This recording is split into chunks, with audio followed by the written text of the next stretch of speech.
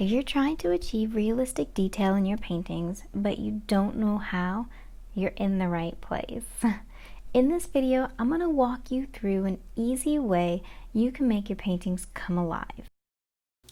Hi everyone, my name is Tiffany, and my goal is to help you create artwork that you love so you have the confidence to share your artwork with the world. If that sounds great, start now by hitting that subscribe button and the bell so you can start improving your artwork today. I start my large paintings with a sketch so I know where and how large everything is going to be. Step 2 is the blocked in phase. We're going to focus on the details in just this front tree, so I skipped over how I blocked in everything else. But if you would like to see it, you can watch the time lapse by clicking on the pop-up or in the link in the description below. When adding color to the blocked in phase, I'm looking for a bit darker than the mid-tone. The reason I like to go a little bit darker is because beginning artists tend to shy away from darker tones, which creates their paintings to be a lot lighter than they should be instead of realistic. So I always try to go a little darker to get them used to using those dark colors in their paintings.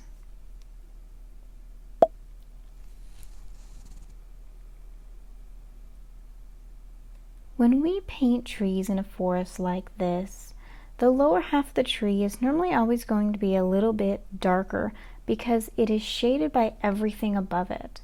So when I add the base color, I always keep that in mind. I'm using azo yellow and ultramarine blue with raw umber to create a lot of different shades of green. And the lower I go on the tree, the more umber I add to the mix to get that darker tone. And the higher I go, the less umber and more yellow that I use.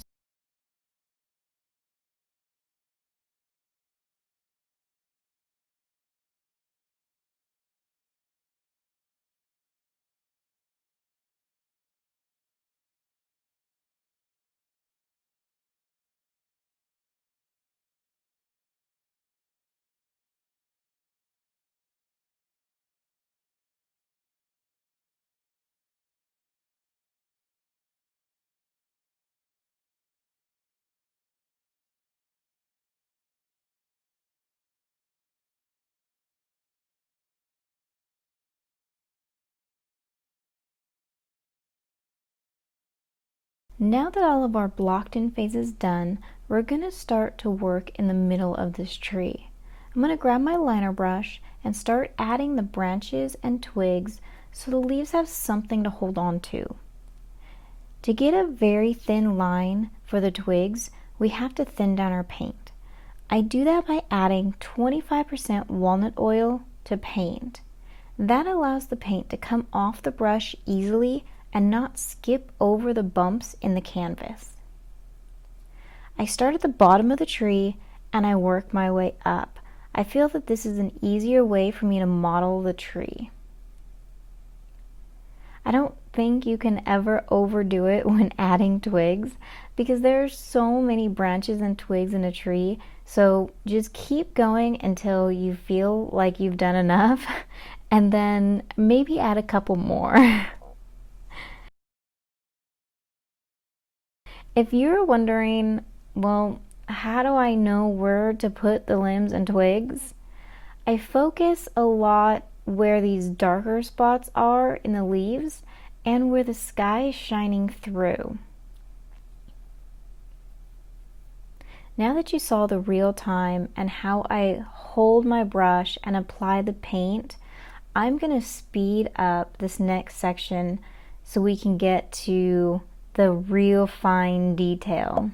In the blocked in phase, we stop before we reach the very top of the tree, and I did that for a reason. That's because the leaves at the top are going to have a lot of gap running through them, so it's easier just to paint them in later than to create a huge block up there and then try and paint the blue in between them. For now, we're going to add the twigs to give the leaves something to hang on to up there.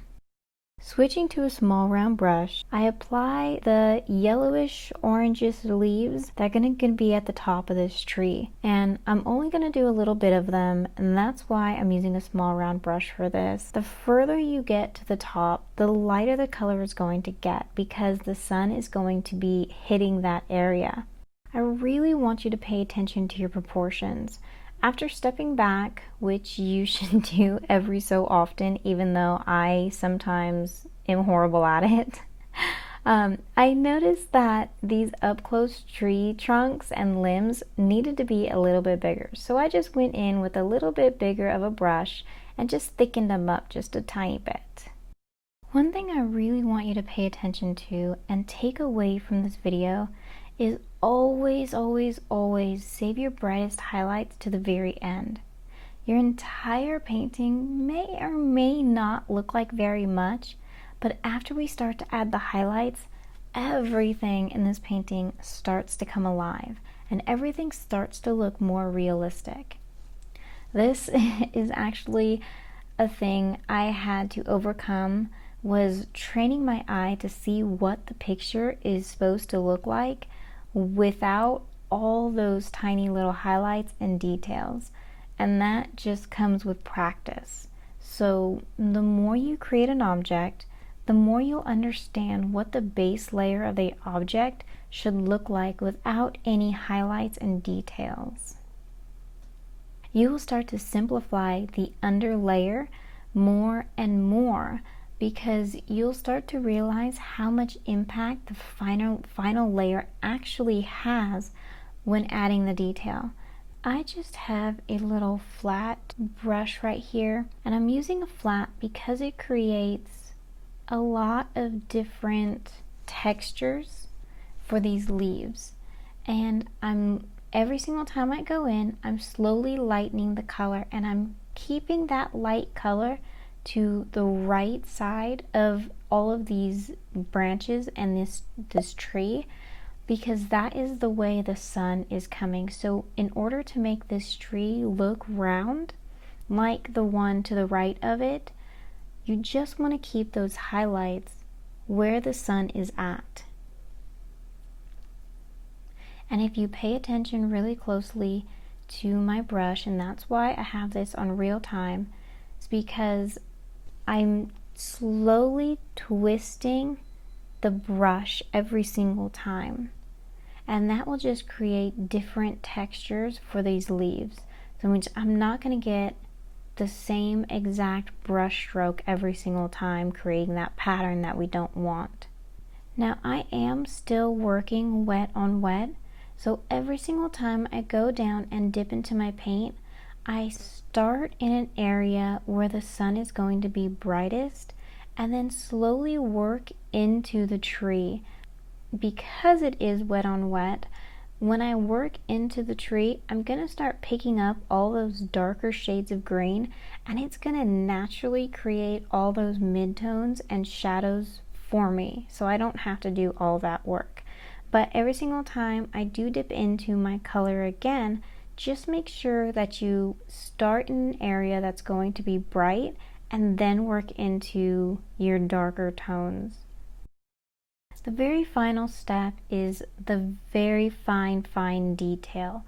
So I've lightened up that green mixture even more, and I've added a lot more yellow and a little bit more of titanium white to get it to really stand out against all the dark colors behind it. And I've switched to a very fine liner brush. I think this is probably my smallest liner brush that I have. Because these are all oak trees have these little fingers that come off them, the little points. And that is what I'm trying to accomplish with these leaves right here. And I know, although this seems like a lot of work, it's these little tiny details that really help these trees to just pop. And again, if you notice where I'm focusing, I'm just focusing this brightest highlight just on the very tip of these branches. I don't want to take this bright highlight to the middle of the tree, because that's not going to be realistic. That is where all the shadows are going to live. So we're not going to bring that there. And again, the same thing, because this is wet on wet, if you notice, I started at the very tip, but now I'm moving more inward towards the tree, and I'm not doing all the leaves, but just enough to show that give the illusion that all of these are leaves and they're all the same type of leaves. So I'm picking up those colors and I'm pretty much just pushing the paint around the canvas at this point because all of that is still wet.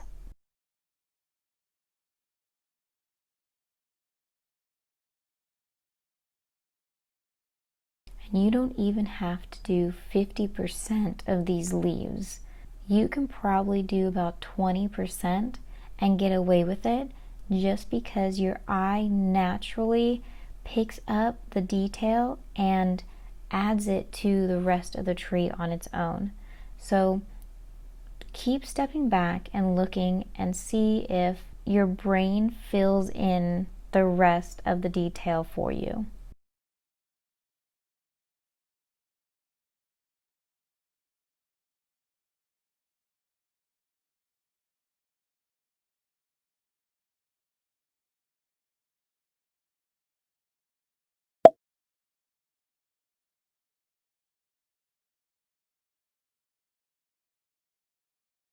If you want to keep learning more about how to create realistic detail in your artwork, make sure to hit the top left playlist where I walk you through how to improve your artwork with multiple different types of paintings. I hope you all have a wonderful day, and I'll see you in the next video. Bye guys.